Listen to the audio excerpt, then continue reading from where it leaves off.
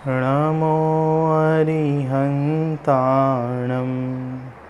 नमो सिद्धाणं नमो आयर्याणं नमो वज्रायाणं नमो लोये सव्वसाहुणम्। मंगलम भगवान वीरो मंगलम गौतमो गणी मंगलम कुंद कुंदाद्यो जैन धर्मोस्तु मंगलम। सर्वमंगल मांगल्यम सर्वकल्याणकारकम प्रधानां सर्वधर्माणां जैनं जयतु शासनम जैनं जयतु शासनम। सम्यक्त्व की महिमा इस विषय के ऊपर हमने यहाँ पे अपनी चर्चा प्रारंभ की है, जिसके अंतर्गत पहले दिन हमने इस विषय की थोड़ी सी भूमिका की चर्चा यहाँ पे की थी, और कल यहाँ पे हमने जो 7 प्रकार के भय होते हैं उससे सम्यक दृष्टि जीव रहित होता है, इसके बारे में बहुत विस्तार से चर्चा की। और सम्यक दर्शन, सम्यक ज्ञान, सम्यक चारित्र की क्या परिभाषा है, इसके बारे में भी कल हमने बहुत विस्तार से यहाँ पे चर्चा की थी। सम्यक दर्शन, सम्यक ज्ञान, सम्यक चारित्र ये धर्म का मूल है। बिना सम्यक दर्शन, सम्यक ज्ञान, सम्यक चारित्र के कोई भी जीव दुखों से बच ही नहीं सकता। सम्यक दर्शन अर्थात आत्मा का सच्चा श्रद्धान, सम्यक ज्ञान अर्थात आत्मा का यथार्थ ज्ञान, और सम्यक चारित्र अर्थात उसी आत्मा में एकाग्र हो जाना, लीन हो जाना, उसका नाम सम्यक चारित्र है। सम्यक दृष्टि जीव जो होते हैं वो 4 प्रकार के खोटी बुद्धियों से रहित होते हैं। एकत्व बुद्धि, ममत्व बुद्धि, कर्तृत्व बुद्धि और भोक्तृत्व बुद्धि, ये 4 प्रकार की खोटी बुद्धियाँ हैं। सम्यक दृष्टि जीव जो है उसे आत्मा के प्रति, आत्मा और देह ये दोनों में भिन्नता भासित होती है। उसे शरीर में एकत्व बुद्धि नहीं होती, पर पदार्थों में उनको ममत्व बुद्धि नहीं होती, अर्थात ये सब मेरे है ऐसा मेरापना पर पदार्थों के प्रति उनके नहीं होता। ये शरीर मेरा है, इस शरीर के प्रति भी मेरापना उसे नहीं वर्तता। और जहाँ पे ये शरीर मैं हूँ ही नहीं, ये पर पदार्थ मेरे है ही नहीं, तो फिर उनका कर्ता मैं कैसे हो सकता हूँ। इस तरीके से उसके प्रति उनका कर्तापने का भाव भी नहीं होता, कर्तृत्व बुद्धि भी नहीं होती। एकत्व, ममत्व, कर्तृत्व और भोक्तृत्व बुद्धि अर्थात इन सब पर पदार्थों को मैं भोग सकता हूँ, ये सब मेरे भोगने योग्य है, अर्थात मैं इनका भोगता हूँ। इस प्रकार की खोटी बुद्धि भी जो है वो सम्यक दृष्टि जीवों के नहीं होती। सम्यक दर्शन प्राप्त करते ही ये जो मिथ्या दर्शन है इसका अभाव हो जाता है, और इसी के साथ में अनंतानुबंधी कषाय का अभाव हो जाता है। अनंतानुबंधी कषाय अर्थात अनंतानुबंधी क्रोध, अनंतानुबंधी मान, अनंतानुबंधी माया, अनंतानुबंधी लोभ, इन सारी कषायों का जो है वो क्या हो जाता है, अभाव हो जाता है। कि अनंत को भोगूं, अनंत को अपना बना लूँ, अनंत पदार्थों के प्रति एकत्व, ममत्व, कर्तृत्व और भोक्तृत्व की जो बुद्धि है, यही वास्तव में अनंतानुबंधी कषाय है। अपनी आत्मा के प्रति तीव्र क्रोध वर्तता है ना। जगत के प्रति, जगत के जीवों के प्रति जो क्रोध का परिणाम होता है ये तो इस जीव के ख्याल में आता है, लेकिन आज तक अपनी आत्मा को पहचाना ही नहीं, आत्मा की तरफ दृष्टि की ही नहीं। जब क्रोध होता है ना किसी के प्रति, तो हमें ऐसा होता है कि इसकी शक्ल ही नहीं देखनी है, हमें इसे दूर कर दो मेरी नज़रों से, मैं इसका चेहरा तक देखना नहीं चाहता। तो मुझे बताओ, हमारी आत्मा का चेहरा, हमारी आत्मा का रूप, हमारी आत्मा का स्वरूप कैसा है, आज तक हमने उसे देखा ही नहीं, उसकी तरफ हमारी दृष्टि ही नहीं गई। इसका मतलब ये है कि हमें अपने आत्मा के प्रति अनंत क्रोध है, और जब तक ये आत्मा के प्रति जो अनंत क्रोध है, इस क्रोध का अभाव नहीं होगा, अर्थात आत्मा की पहचान नहीं होगी, तो हमारे जो दूसरे क्रोध के परिणाम दिखाई देते हैं उसका अभाव संभव ही नहीं है। समझ ना? हम छोटे छोटे प्रयास करते रहते हैं कि क्रोध नहीं हो, कषाय का परिणाम नहीं हो, है ना, ये इस प्रकार का परिणाम नहीं होना चाहिए, लेकिन ये सब मंद तीव्र होते रहते हैं। जब तक सम्यक दर्शन की प्राप्ति नहीं हो तब तक ये परिणाम भले हमें मंद भी दिखाई देवे, लेकिन ये मंद परिणाम कब तीव्रता में बदल जाएंगे इसका कोई भरोसा ही नहीं है। इसके लिए सम्यक दर्शन पूर्वक अनंतानुबंधी आदि कषाय का अभाव होना और उसी के साथ में उस आत्मा में एकाग्र होते होते, है ना, अप्रत्याख्यानावर्णी कषाय का भी अभाव हो जाता है और आत्मा की एकाग्रता बढ़ती है तो जीवन में मुनिपना आता है और एकाग्रता बढ़ते बढ़ते इतनी एकाग्रता हो जाती है कि उपयोग जो है हमारा वो उस आत्मा के ध्यान से बाहर आता ही नहीं है, पर विषयों में रमने को तैयार ही नहीं होता। अर्थात इतनी एकाग्रता, इतनी तल्लीनता आत्मा में हो जाती है कि उपयोग जो है अब कभी शुभाशुभ भावों में आएगा ही नहीं।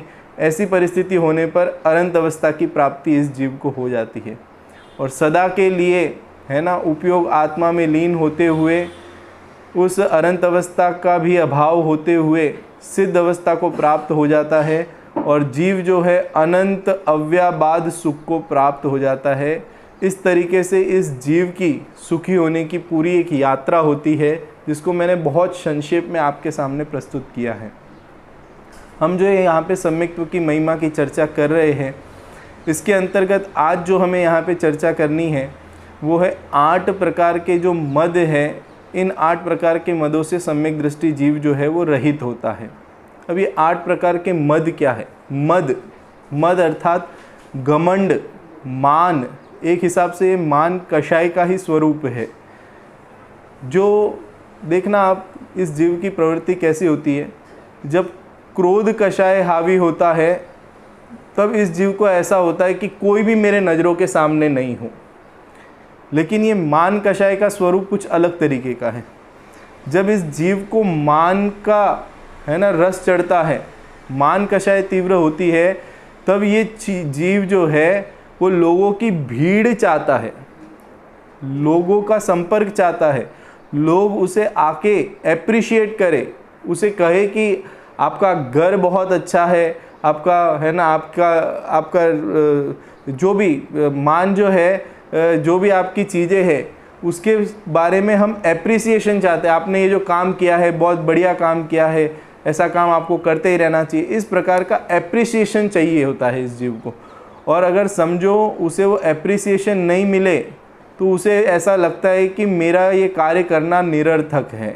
आप समझे, कोई बढ़िया सा एकदम, है ना, घर खरीदा हो और घर खरीद के उसमें बहुत दिमाग लगा के उसने इंटीरियर कराया हो और इंटीरियर कराने के बाद में हमने पूरी समाज का भोजन रखा हो और भोजन में जो लोग आए और उसमें से किसी ने, है ना, इस तरीके का हमें आके कहा कि आपने बहुत बढ़िया घर बनाया है, आपके जैसा तो घर किसी का है ही नहीं, तो उसे बहुत अच्छा लगता है।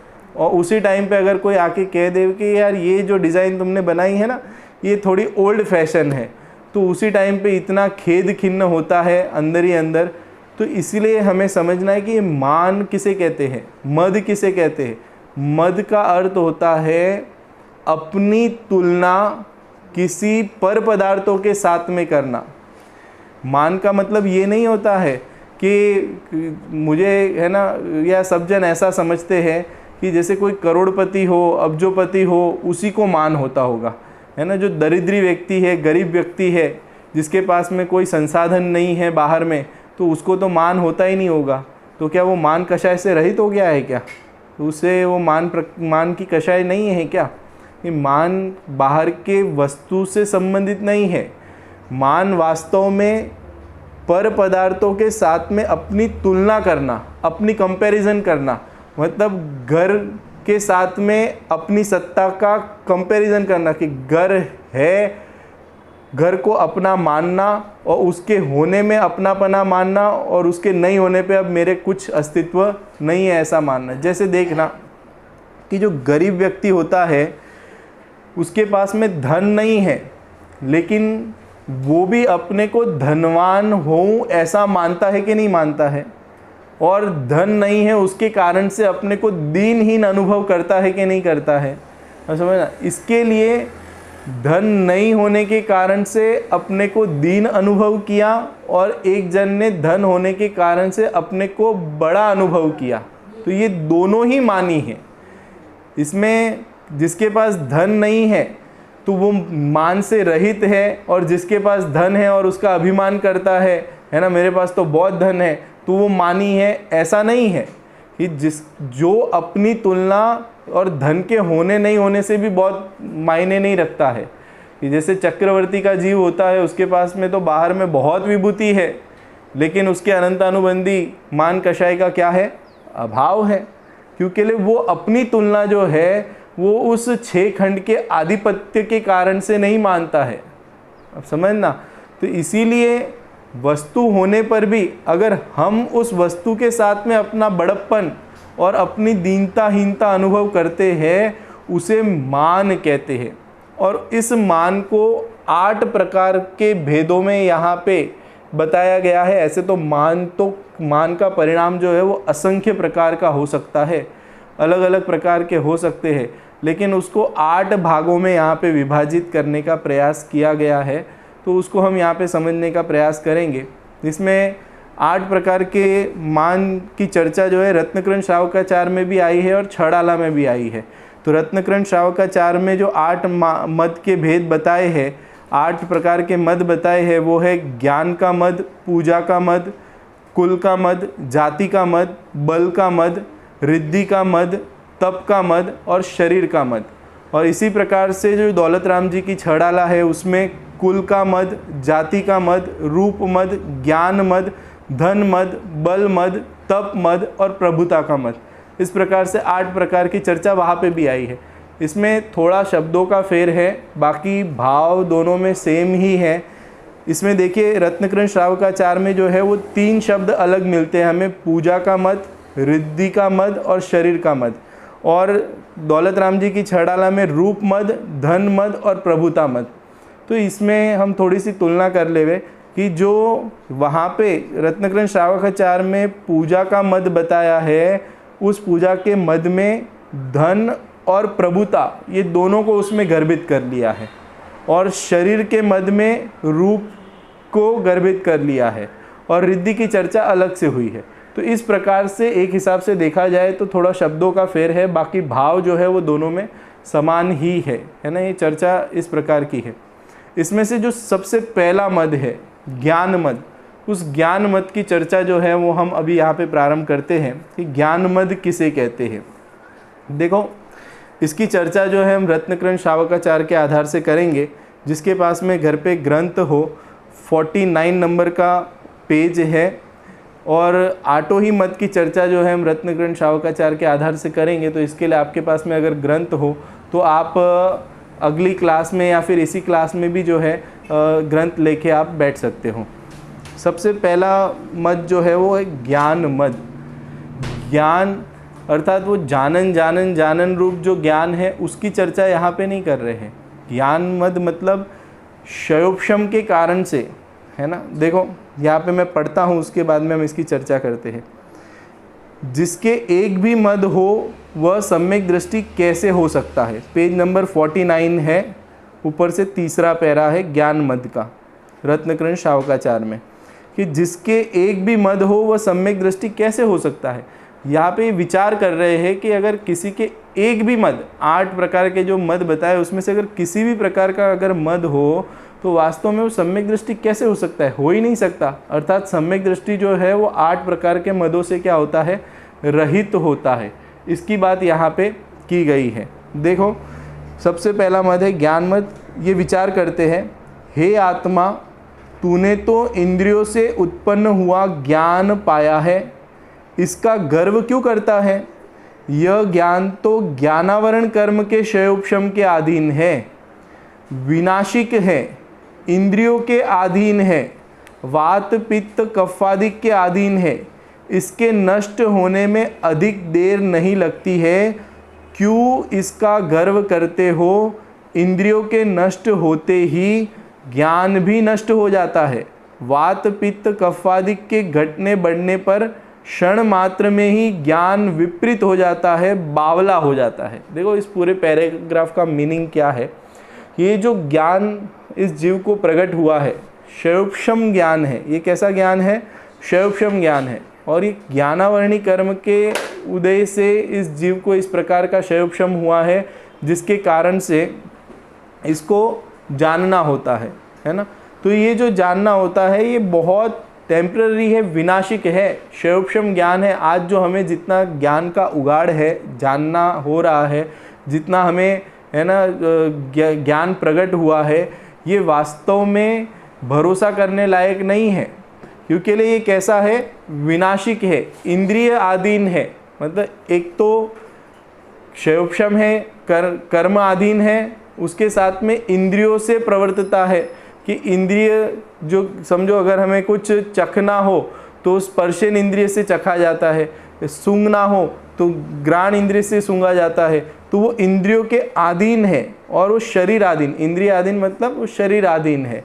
और ये इतना क्षणिक है, इतना विनाशिक है कि अभी हमें 5 इंद्रिय संगी पंचेंद्रिय जीव है हम, और समझो इस पर्याय का अभाव हो गया, मनुष्य पर्याय का अभाव हो गया, हम समझो इसके बाद में अगर 2 इंद्रिय में चले गए, 3 इंद्रिय में चले गए, तो हमारे ज्ञान का उगाड़पना क्या हो जाएगा? वो कम हो जाएगा, अल्प हो जाएगा। अभी हम जितनी चीज़ों को जान पा रहे हैं वो जानना क्या हो जाएगा? हमारा अल्प हो जाएगा, कम हो जाएगा। इसके लिए कहा कि वो कैसा है? विनाशिक है, इंद्रिय के अधीन है, इसके नष्ट होने में अधिक देर नहीं लगती। कि इसके ये जो है ना, अभी मनुष्य पर्याय कितने दिन की है आप समझने का प्रयास करना। ये मनुष्य पर्याय की उत्कृष्ट स्थिति है ना जो बताई है वो 110 वर्ष की है, लेकिन 110 वर्ष कोई जीता हो आजकल के ज़माने में ऐसा भी दिखाई नहीं देता। कोई तो जन्म के साथ ही मरण को प्राप्त हो जाता है, कोई जो है वो समझो थोड़ा 10, 20, 25 साल जीवन जी लेता है, कोई 50, 60 साल, मैक्सिमम आजकल 60, 70 साल से ज़्यादा जो है कोई जीवन जी नहीं पाते। इस प्रकार की परिस्थिति है। तो इस ज्ञान का उगाड़पना कितना है ये समझने का प्रयास करना, और इस ज्ञान का इस जीव को कितना मद होता है। देखो मेरे जैसा तो कोई जानता ही नहीं है, मैं जितना जानता हूँ, मुझे जितना आता है वो तो किसी को आता ही नहीं है। इस तरीके का जो है वो जीव को इस ज्ञान के उघाड़पने में क्या होता है? मद होता है, उसका मान होता है इस जीव को कि मेरे जैसा तो कोई समझ ही नहीं सकता, मेरे जैसा तो कोई जानता ही नहीं, मुझे जितना आता है उतना तो किसी को आता ही नहीं है। इस प्रकार से इस जीव को ज्ञान का मद होता है।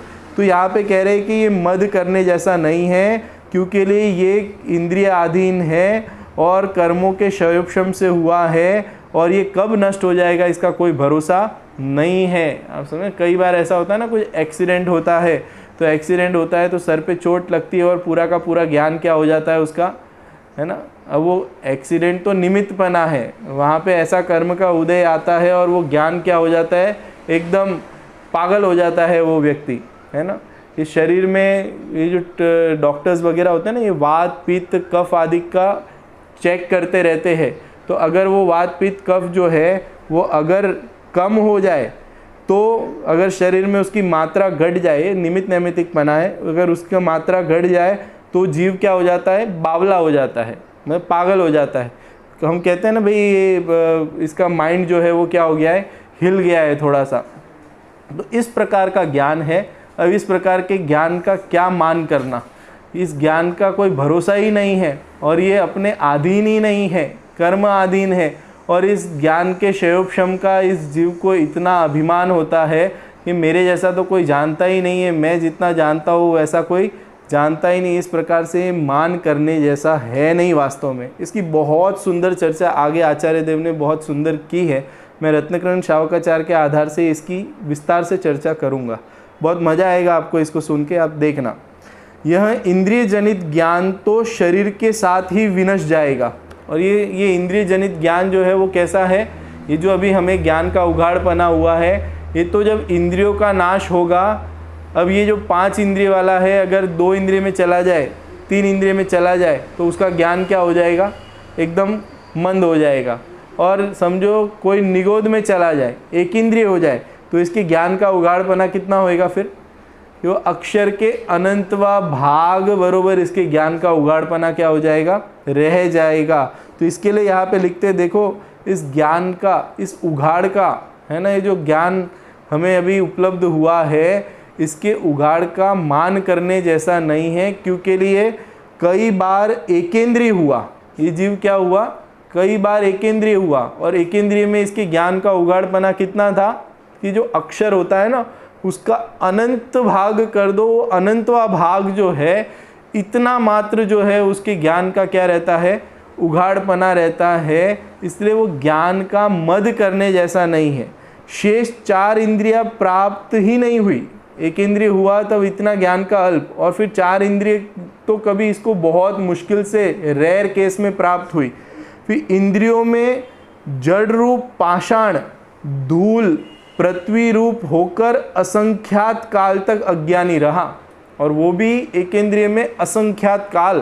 कितने काल, असंख्यात काल। अभी मनुष्य में आया है, कितने टाइम के लिए आया है, 5, 25, 50 साल के लिए आया है, और थोड़ा सा ज्ञान का उघाड़पना हो गया है, थोड़ी चीज़ें जानने लगा है, थोड़ी चीज़ें याद रहने लगी है, तो इस जीव को उसका क्या होने लगता है, अभिमान होने लगता है। लेकिन कई असंख्यात काल तक तो ये एकेंद्रिय में जड़ रूप पाषाण, है ना, जैसे पाषाण होता है ना, वो कैसा दिखाई देता है हमें, वो जड़ जैसा दिखाई देता है।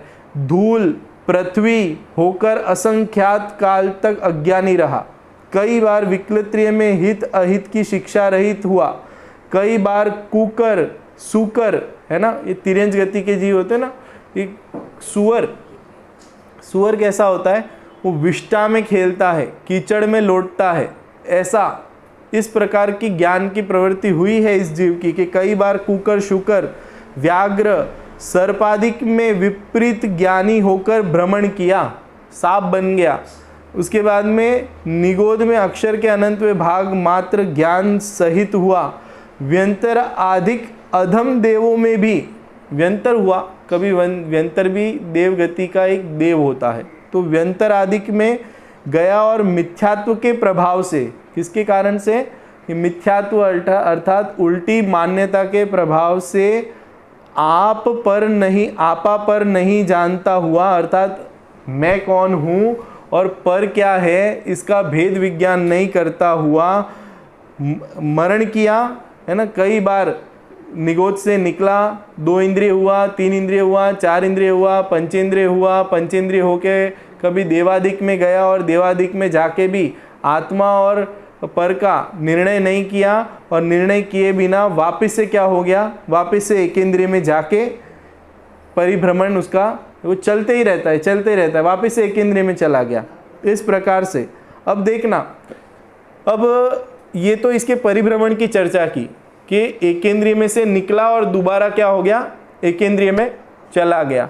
तो ये थोड़ा सा जो उघाड़पना होता है उसमें वास्तव में मान करने जैसा नहीं है, और सम्यक दृष्टि को ये सारा स्वरूप पता होता है, इसके लिए उसे इस चीज़ की कोई, है ना, अभिमान होता हो, मान होता हो, ऐसा बिल्कुल भी नहीं है। इसके साथ में देखिए आगे क्या कहते हैं कि मनुष्य में भी कहीं विरले मनुष्य तो ज्ञानावरण के क्षयोपशम की अधिकता से, कभी ऐसा हुआ कि ज्ञानावरण का क्षयोपशम बहुत अधिक हुआ, तो उसके कारण से तीक्ष्ण ज्ञान हो जाता है। तीक्ष्ण ज्ञान, है ना, ज्ञान एकदम विशाल ज्ञान, डीप ज्ञान, एकदम ज्ञान का उघाड़पना बहुत पाया जाता है ना। जो भी देखो, जो भी कहो तो फटाक से याद हो जाए, है ना। बहुत सारा चीज़ें जो है वो ज्ञान में स्मरण में रहे, बहुत सारी चीज़ें जो है जानने में आए, ऐसा तीक्ष्ण ज्ञान हो।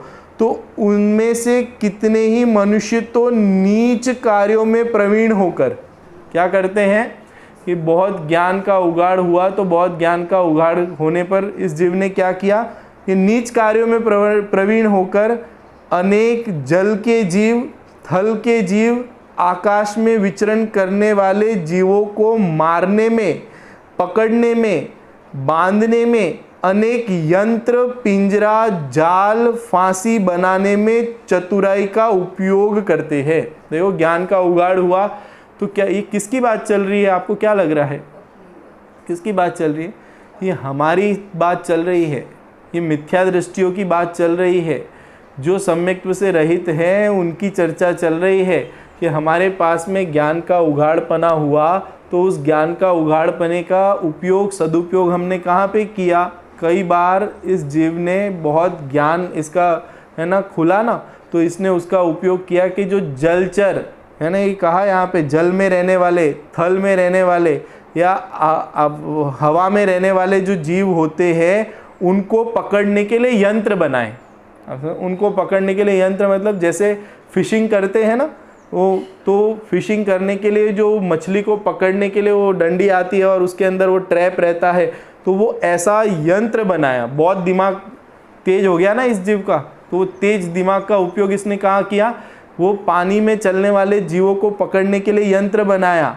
ये जो वातावरण में, वायु में रहने वाले जो जीव है उन जीवों को मारने के लिए वो ऑल आउट बनाया। आप समझना, मच्छर आदि को मारने के लिए ऑल आउट बनाया, ऐसे यंत्र बनाए। वो चूहे आदि को पकड़ने के लिए पिंजरा बनाया। ये जो बहुत दिमाग इस जीव का खुला ना, और उस चीज़ का फिर उसे क्या होता है? गौरव होता है, मान होता है कि देखो मैंने क्या चीज़ की इनोवेशन किया है। समझना, अब वो इनोवेशन जो है वो कितने सारे जीवों की हिंसा में निमित्त बनेगा, अर्थात उस ज्ञान का सदुपयोग उस जीव ने किस दिशा में किया है ये विचार करने जैसा है। अर्थात हमने भी कई बार ज्ञान का तीक्ष्णपना हुआ और ज्ञान के तीक्ष्णपने के आधार से जो है हमने इस प्रकार के यंत्रादिक बनाए। और देखो बहुत माइंडेड आदमी हो ना, तो उसने क्या बनाया कि बंदूक, तोप, बाण, जहर, विष आदि बनाने की विद्या में प्रवीण होकर अपनी चतुराई के मद में उन्मत्त होकर गांव देश आदि के विध्वंस करने में होशियार बन जाते हैं। देखो क्या कह रहे हैं, क्या बनाया इस जीव ने? परमाणु बम बनाया। क्या होगा इस परमाणु बम का? इससे पूरा का पूरा गांव, पूरा का पूरा शहर, पूरा का पूरा देश क्या कर दिया जाएगा? नष्ट कर दिया जाएगा। बोलो, ज्ञान का क्षयोपशम हुआ और ज्ञान के क्षयोपशम से इस जीव ने किस चीज़ का इनोवेशन किया? और ये आज के ज़माने में इसे इनोवेशन कहा जाता है। और ये किस प्रकार का इनोवेशन? कि बंदूक बनाए, गन बनाया, जिससे क्या होगा? बंदूक से क्या करोगे कि अन्य जीवों की हिंसा होगी, है ना। तोप बनाए, बाण बनाए, जहर बनाया। क्या बनाया? ज्ञान बहुत विकसित हुआ तो जहर बनाया। अब वो जहर क्या काम आएगा? किसी न किसी जीव के घात में ही वो क्या बनने वाला है? निमित्त बनने वाला है। इस प्रकार से ज्ञान का उगाड़ जो है वो इस तरीके की चीज़ों में उपयोग किया। अब देखो आगे और इसमें बहुत सुंदर चर्चा आई है जो कि सच में विचार करने जैसा है। कितने ही मनुष्य ज्ञान का अधिक क्षयोपशम पाकर दूसरे अनेक मनुष्यों का धन छीनने में, लूटने में, रास्ता चलते लोगों का धन चुराने में, हत्या करने में प्रवीण हो जाते हैं। देखो ज्ञान का क्षयोपशम हुआ तो उसका सदुपयोग क्या किया कि दूसरे का धन लूटने में, चोरी करने में, चोरी करने का विशेषज्ञता प्राप्त कर ली इस जीव ने। कितने ही मनुष्य ज्ञान की तीक्ष्णता पाकर भोले जीवों का तिरस्कार करने में, जो भोले जीव होते हैं ना उनका तिरस्कार करने, अरे तुझे तो कुछ नहीं आता, तुझे तो कुछ समझ में ही नहीं आता, तो पागल है। इस प्रकार से ज्ञान बहुत किसी का तेज हो ना, बहुत समझ में आता हो, फटाक से समझ में आ जाता हो, एक बार में समझ में आता हो, तो वो क्या करता है? दूसरे को अरे तुझे तो कुछ समझ में ही नहीं आता है ना, तेरा तो कोई कीमत ही नहीं है। इस प्रकार से उस जीव के तिरस्कार करने के अंदर है ना अपना उपयोग लगाता है। झूठे को सच्चा सिद्ध कर देने में बहुत बुद्धि तेज हुई तो इस जीव ने क्या किया? जो झूठ था उसको ये सच्चा है ऐसा सिद्ध करने में अपने उपयोग को लगा दिया। ये वकील होते हैं ना, तो झूठे से झूठे अपराधी लोगों को भी क्या कर लेते हैं कि इसने अपराध किया ही नहीं है ऐसा सिद्ध करके उसको छुड़ा के लेके आ जाते हैं। तो ये अपना उपयोग जो है वो इस जीव ने कहाँ पे लगाया? कि झूठ को सच बनाने में अपने उपयोग को लगा दिया, सच्चे को झूठा सिद्ध कर देने में, झूठ को सच और सच को झूठ सिद्ध करने में है ना अपने ज्ञान को लगाया। धन और प्राण दोनों हरण करने में प्रवीण हो जाते हैं, है ना, कि बहुत ज्ञान तेज हो तो किसी का धन लूटने के लिए और किसी का प्राण, इसके प्राण किस प्रकार से, किस टेक्निक से मैं इसके प्राण हर लूँ, इस दिशा में अपने ज्ञान को लगाते हैं। कितने ही मनुष्य अपने ज्ञान की तीक्ष्णता द्वारा मनुष्यों की चुगली करने में, ये भी गजब है। हाँ, ये मतलब ज्ञान की तीक्ष्णता होती है तो किस तरीके से, है ना, बड़ी चतुराई से लोग एक दूसरे की क्या करते हैं, चुगली करते हैं, एक दूसरे की निंदा करते हैं, एक दूसरे के दोषों को उजागर करने में अपने ज्ञान का क्या करते हैं, उपयोग करते हैं। अब ये शैवक्षम ज्ञान कैसा है और इस ज्ञान का सदुपयोग ये जीव जो है किस दिशा में कैसा करता है, वो सोचने जैसा है। देखो, धन, धरती, आजीविका आदि नष्ट करा देने में, राजा आदि द्वारा दंड करा देने में, मरण करा देने में प्रवीण होते हैं, है ना। इस तरीके से चुगली करते हैं कि किसी का मरण हो जाए, राजा जो है उसकी गलती नहीं होने पर भी सामने वाले की उसको दंड दे देवे। इस तरीके से अपने ज्ञान की चतुराई से इस प्रकार का जो है जीव कार्य करता है और उसमें फिर बहुत प्रसन्न भी होता है। देखो, मैं इतना माइंडेड हूँ, ये मतलब आप कल्पना भी नहीं कर सकते हो। अच्छे अच्छे हमारे सामने जो है वो क्या हो जाते हैं, ढीले हो जाते हैं।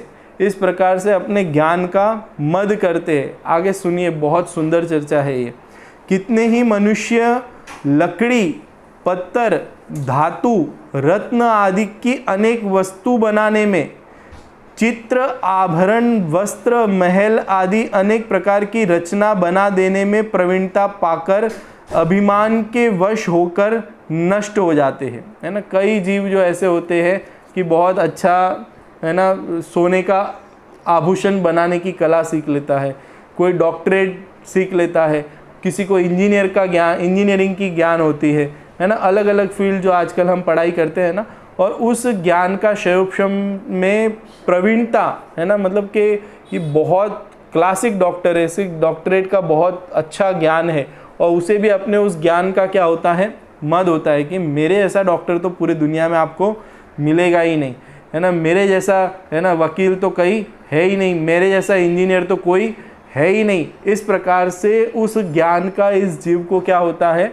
अभिमान होता है, मद होता है, गर्व होता है। अब समझना, देखो इसके बाद में आगे और लिखते हैं कि कितने ही मनुष्य ज्ञान की प्रबलता को पाकर अनेक श्रृंगार शास्त्र, युद्ध शास्त्र, वैदिक शास्त्र आदि बनाकर राजाओं को प्रसन्न करते हैं। कि पहले के ज़माने में क्या होता था कि राजा से कोई धन चाहिए हो ना, या राजा को प्रसन्न करना हो, कोई लोभ हो राजा से, तो उनके सामने श्रृंगार के मतलब जिसमें रोमांस, लव और इस तरीके की बातें हो, या युद्ध की चर्चा हो, हिंसा की चर्चा हो, ऐसे शास्त्रों को बनाने में क्या कर दिया, इस जीव ने अपने उपयोग को लगा दिया, अपने ज्ञान को लगा दिया। और उसमें फिर अगर राजा प्रसन्न होकर अगर उसे कुछ दे देवे तो उसे फिर मद होता है कि देखो मैंने कितना बढ़िया शास्त्र बनाया, मैंने कितना सुंदर शास्त्र बनाया। इस प्रकार का मान इस जीव को होता है। कितने ही मनुष्य वीतराग धर्म को, अब ये तो दूसरे जीवों की चर्चा यहाँ पे की, और उसमें भी एक थोड़ी सी चर्चा है। देखो कि अनेक छंद, अलंकार, व्याकरण विद्या, एकांत रूप न्याय विद्या, वेद पुराण, क्रियाकांड आदि की प्ररूपणा करके गर्विष्ठ होकर, आत्मज्ञान रहित होकर संसार में परिभ्रमण करते हैं। कि ये सारा कुछ, ये जितनी भी चर्चा है यहाँ पे, कि इस जीव ने जो है ज्ञान का क्षयोपशम हुआ, ज्ञान का उघाड़पना हुआ, तो उस उघाड़पने का सदुपयोग जो है कोई ना कोई दूसरी जीवों के घात करने में, दूसरे जीवों का धन लूटने में, सच को झूठ बनाने में, झूठ को सच बनाने में, है ना, राजा को प्रसन्न करने में, इस तरीके से अपने पूरे ज्ञान को क्या कर दिया, है ना, न्यौछावर कर दिया। और उसका अभिमान भी किया कि देखो हमारे जैसा तो ज्ञान किसी के है ही नहीं। और इसी के साथ में अब जिसे वीतराग शासन मिला, वीतराग जिन धर्म मिला, उसकी चर्चा अब यहाँ पे थोड़ी सी करते। देखो बहुत सुंदर चर्चा है। कितने ही मनुष्य वीतराग धर्म को प्राप्त करके भी मिथ्यात्व के तीव्र उदय से सत्य ज्ञान श्रद्धान को नहीं पाकर अपना अभिमान, वचन पक्ष पुष्ट करने के लिए शास्त्र विरुद्ध मार्ग में प्रवर्तन कराकर अपने को कृतार्थ मानते हैं, है ना। वीतराग जिन शासन जिसे प्राप्त हुआ, ऐसा जीव जो है वो मोह की तीव्रता के कारण से, मिथ्यात्व की तीव्रता के कारण से, अपनी अज्ञानता, मोह की तीव्रता और है ना, इसका मतलब क्या है कि स्वयं की अज्ञानता के कारण से इतना मूढ़ और अज्ञानी जीव है, उसे अपने आत्म वस्तु की खबर ही नहीं है, जिसे अपने आत्म कल्याण का, है ना, कोई उद्देश्य ही नहीं है। ऐसा जीव जो है वो सत्य बात मिलने पर भी उस मोह की तीव्रता से सत्य ज्ञान श्रद्धान को नहीं पाकर, मतलब आत्मानुभव नहीं करता है, आत्मा की श्रद्धा नहीं करता, और अभिमान करके, या तो समझो कोई बात बोलता है, वचन बोलता है, तो उसे अपने उस वचन में कितना बढ़िया बोलता हूँ, इस चीज़ का अभिमान होता है उस जीव को। कोई ना कोई एक पक्ष को पुष्ट करता है कि जो मैंने बोला है वही सत्य है, मैं जो बोलता हूँ वो सही है, मैंने जो भी बोला है वो सब यथार्थ है। इस प्रकार से कोई ना कोई पक्ष को पुष्ट करने में और शास्त्र से विरुद्ध कथन करने में, है ना, लग जाता है। इस तरीके से अपने ज्ञान का सदुपयोग करता है। देखो यहाँ पे और कहते हैं कि इस प्रकार ज्ञान की अधिकता प्राप्त करके भी मिथ्यात्व के प्रभाव से और अधिक अधिक बंद करके संसार में ही नष्ट होते हैं, है ना। उस एकेंद्रिय पर्याय से निकला, संगी पंचेंद्रिय पर्याय प्राप्त की इस जीव ने, और संगी पंचेंद्रिय पर्याय प्राप्त करके भी जहाँ पे आत्मा और शरीर की भिन्नता का ज्ञान करके, दोनों की भिन्नता का निर्णय करके अनंत और सिद्ध अवस्था को प्राप्त हो सकता था, लेकिन ज्ञान के मद में, ज्ञान के अभिमान में, है ना, उस उघाड़ रूप ज्ञान के साथ में अपनी तुलना करते हुए इस जीव ने अपना सारा उपयोग जो है वो पर पदार्थों में ही क्या कर दिया, न्योछावर कर दिया। इसलिए यहाँ पे कहा कि मिथ्यात्व के प्रभाव से अधिक अधिक बंद करके, अब ये जो ज्ञान का उगाड़ है, इस उगाड़ का उपयोग, सदुपयोग जो है वो पर पदार्थों के लिए किया, तो अब उसका हित तो हुआ नहीं। और पर पदार्थों के लिए मतलब समझो उसने कोई इनोवेशन किया, है ना, मछली पकड़ने की मशीन बनाई, तो अब उससे उस जीव का क्या होगा, और ज़्यादा अहित होगा, मतलब और ज़्यादा अनिष्ट होगा इस जीव का। तो ऐसा जो सदुपयोग किया, ये तो मैं एक उदाहरण दे रहा हूँ। इस प्रकार से अपने ज्ञान को पर पदार्थों में रमाना, उसमें ही रचे पचे रहना और मिथ्यात्व का अभाव करने की तरफ जीवन का कोई उद्देश्य ही नहीं होना, तो वो वास्तव में इस जीव को अनिष्ट अर्थात दुर्गति की तरफ ही क्या करने वाला है, लेके जाएगा। हे आत्मन, तेरा स्वभाव तो सकल लोकालोक को जानने वाला केवल ज्ञान रूप है। क्या कह रहे हैं आचार्य देव यहाँ पे आचार्य देव कहते हैं कि हमारा जो स्वभाव है वो कैसा है, आत्मा का स्वभाव कैसा है कि पूरा लोकालोक जो है वो ज्ञान में क्या हो जाए, जानने में आ जाए, ऐसा मेरा स्वभाव है। और जानने में आ जाने पर भी मुझे बताओ हमारे सर्वज्ञ भगवान जो है वो कितने मानी हैं, कितने अभिमानी हैं, कितना गर्व होता है उनको, हाँ, कि मुझे तो सारा लोकालोक, और सारा लोकालोक क्या, लोकालोक की भूतकाल की, वर्तमान की और भविष्य काल में क्या होगा, ये सारा कुछ क्या होता है उनके ज्ञान में, जानने में आ जाता है। और एक गजब की बात तो ये है कि ऐसा ज्ञान जो है वो सर्वज्ञ भगवान को कब प्रकट होता है कि जिसके संपूर्ण मान का अभाव हो जाए, अर्थात जिसके संपूर्ण कषाय का अभाव हो जाए, उसके बाद ही ऐसा ज्ञान जो है वो क्या होता है, प्रकट होता है। आप समझे ना। इसलिए ये मान जो है वो इस ज्ञान का मद, ये जो शैवक्षम ज्ञान है, इस शैवक्षम ज्ञान का मद करने जैसा नहीं है। ऐसा जो है वो सम्यक दृष्टि बहुत यथार्थ तरीके से जानता है। अब कर्म के शैवक्षम से जो इंद्रियों के अधीन शास्त्रों का कुछ ज्ञान प्रकट हुआ है, उसका क्यों गर्व करते हो। जैसे कोई अपने प्रबल शत्रु मंडलेश्वर राजा को बांधकर जेल में डालकर, घटिया थोड़ा सा भोजन देकर, अनेक प्रकार से कष्ट देकर रखे, कभी किसी समय थोड़ा सा कोई मीठा भोजन भी दे देवे, तो क्या मंडलेश्वर राजा जेल में पड़ा हुआ उस थोड़े से मिष्ट भोजन को पाकर गर्व करेगा? उसी प्रकार तुम्हारे अनंत ज्ञान स्वरूप केवल ज्ञान को भी इन कर्मों ने लूटकर शरीर रूपी बंदी गृह में पराधीन कर रखा है। अब इंद्रियों द्वारा कुछ ज्ञान दिया, उसे पाकर क्यों गर्व करते हो? तो कुछ समझ में आ रही है बात? ये उदाहरण दिया आचार्य देव ने यहाँ पे कि जैसे कोई एक बहुत बड़ा साम्राज्य का राजा हो और उसको कोई क्या करे, बंदी बना ले और काल कोठरी में डाल दे, है ना, जेल में बंद कर दे, और जेल में बंद करके उसको रोज़ जो है कभी कभी थोड़ा सा कुछ खाने को दे देवे, है ना, और कभी खाने में कोई मीठा भोजन दे देवे, थोड़ा कुछ मिठाई विठाई बना के दे देवे। तो मुझे बताओ वो जो राजा है, उस राजा को उस काल कोठरी में, उस जेल में मज़ा आएगी कि आज तो मज़ा आ गया? क्या मज़ा आ गया? आज तो मीठा भोजन मिला, आज तो मिष्ठान मिल गया। आप समझना, ऐसा उसे कुछ मज़ा आएगी?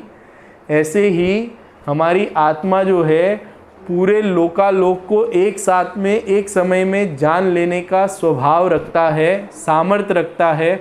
और ऐसा आत्मा जो है वो इस शरीर के पिंजरे में, कारागृह में बंद है, और कभी एक इंद्रिय का उगाड़, कभी 2 इंद्रिय का उगाड़, कभी 3 इंद्रिय जितने ज्ञान का उगाड़, कभी 5 इंद्रिय जितने ज्ञान का उगाड़, थोड़ा सा उगाड़ हो जाता है।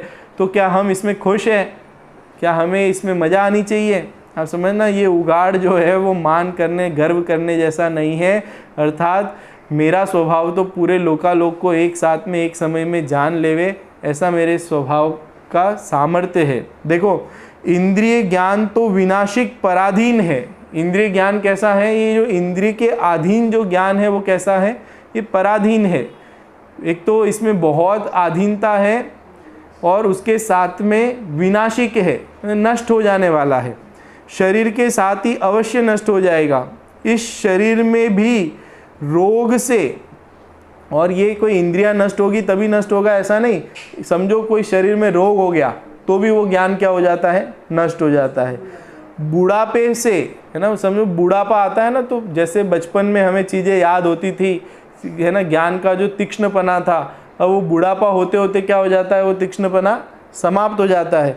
तो इंद्रिय की विकरालता से, दुष्टों की संगति से, विषय कषाय की अधिकता से क्षण मात्र में ही इंद्रिय ज्ञान के विनाश होने में देर नहीं लगती। अर्थात ये इंद्रिय ज्ञान जो है वो क्या हो जाता है?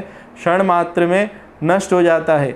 इस विनाशिक ज्ञान को पाकर यदि मद करोगे तो तुम्हारे सभी गुण नष्ट हो जाएंगे। अगर ये जो इंद्रिय ज्ञान है, जितना थोड़ा सा खुलासा है, उसको पाकर अगर हम उसका गर्व करेंगे तो ये जो हमारा ज्ञान का वैभव, जो पूरे लोकालोक को ज्ञान जान सकता है, ऐसा जो सामर्थ्य है वो कभी प्रकट नहीं हो पाएगा। हमारे सारे गुण क्या हो जाएंगे?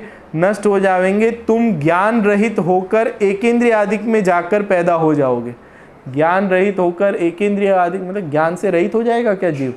ज्ञान से रहित नहीं हो जाएगा, लेकिन ज्ञान इतना अल्प हो जाएगा कि कोई उसे जीव मानने को तैयार नहीं होगा। मुझे बताओ, आज तो साइंटिस्ट लोग यही रिसर्च करते हैं कि जो एकेंद्रिय में जीव है कि नहीं है। ये तो कुछ साल पहले इनकी ये थ्योरी इनको समझ में आई कि वो एकेंद्रिय भी क्या है? जीव है। वनस्पति में भी जीव पाए जाते हैं। हमारे शास्त्र तो अनादि से बता रहे हैं कि जो एकेंद्रिय भी है वो क्या है? वो जीव है। लेकिन वो एकेंद्रिय पर्याय में चले जाएगा और कोई जीव मानने को तैयार नहीं होगा। इस तरीके की परिस्थिति में क्या है? जीव चला जाता है। इसीलिए जो ये सारी चर्चा जो है वो ज्ञानी सम्यक दृष्टि जीव जो है बहुत भली भांति जानता है। उसने अपने आत्मश्रद्धा के बल पे, है ना, ये संपूर्ण ज्ञान का जो मद है उसका अभाव करते हुए सम्यक दर्शन की प्राप्ति की है। देखो, हमारे जो आचार्य है, अब इन्होंने क्या किया? इनके जो, ऐसा नहीं है कि तीक्ष्ण ज्ञान वाले जो है वो खाली डॉक्टर, इंजीनियर और इस क्षेत्र में ही पाए जाते हैं।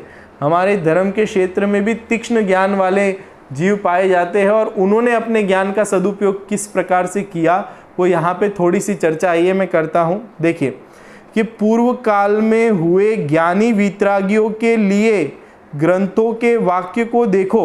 है ना, जो पूर्व जो हमारे ज्ञानी वितरागी संत हुए हैं, मुनिराज हुए, उन्होंने अपने ज्ञान का सदुपयोग किस प्रकार से किया कि अकलंग देव द्वारा रचित लघुत्रयी, बृहत्त्रयी, चूलिका ऐसे 7 ग्रंथ है। उन्हें समझने के लिए माणिक्य नंदी मुनिराज ने परीक्षा मुख बनाया। उसकी बड़ी टीका प्रमेय कमल मार्तंड बनाया। 12,000 श्लोकों में प्रभाचंद्र जी ने बनाई। फिर लघुत्रयी के ऊपर न्याय कुमुद चंद्रोदय 16,000 श्लोकों में प्रभाचंद्र जी ने लिखा। अब ये देखो, हमारे आचार्यों ने अपने ज्ञान का सदुपयोग कहा किया कि सत्य तत्व को बताने के लिए, आत्म वस्तु कैसे प्राप्त हो, आत्मा का सामर्थ्य क्या है, जीव कैसे सुखी हो, कैसे अज्ञानता का अभाव करके, आप समझना, अहिंसा का उपदेश दिया। अहिंसा आत्मा का स्वभाव है, आत्मा स्वभाव से जो है वो अहिंसक है। अहिंसा का उपदेश दिया। कहीं पे भी युद्ध शास्त्र नहीं बनाए हमारे आचार्यों ने, किसी जीव की हिंसा होती हो ऐसे यंत्र को बनाने का उपदेश हमारे आचार्यों ने नहीं दिया, समझे ना। अपने उपदेश में उन्होंने आत्मा कैसे परमात्मा बने, आत्मा कैसे, है ना, सुखी होवे, इसका उपाय बताया। और जब जीव स्वयं सुखी होता है तो वो किसी दूसरे के घात में और अहित में भी निमित्त नहीं बनता। इस प्रकार से तत्वार सूत्र ग्रंथ का गंधहस्ती महाभाष्य तो 84,000 श्लोकों में लिखा गया है, जो कि उपलब्ध नहीं है अभी। गंधहस्ती महाभाष्य एक ऐसा ग्रंथ है जिसका उल्लेख आता है, जो कि 84,000 श्लोक उसमें लिखे गए हैं। इतनी सुंदर रचना जो है उन्होंने की है। और उसमें किसकी चर्चा की है? उसमें वीतरागता की चर्चा की है, राग द्वेष से रहित आत्म स्वभाव की चर्चा की है। आत्मा जो है वो किस प्रकार से सम्यक दर्शन, सम्यक ज्ञान, सम्यक चारित्र की प्राप्ति करे, इस प्रकार की विधि उसमें बताई है। ये जो सारी चर्चा है वो हमारे आचार्य देवों ने की है।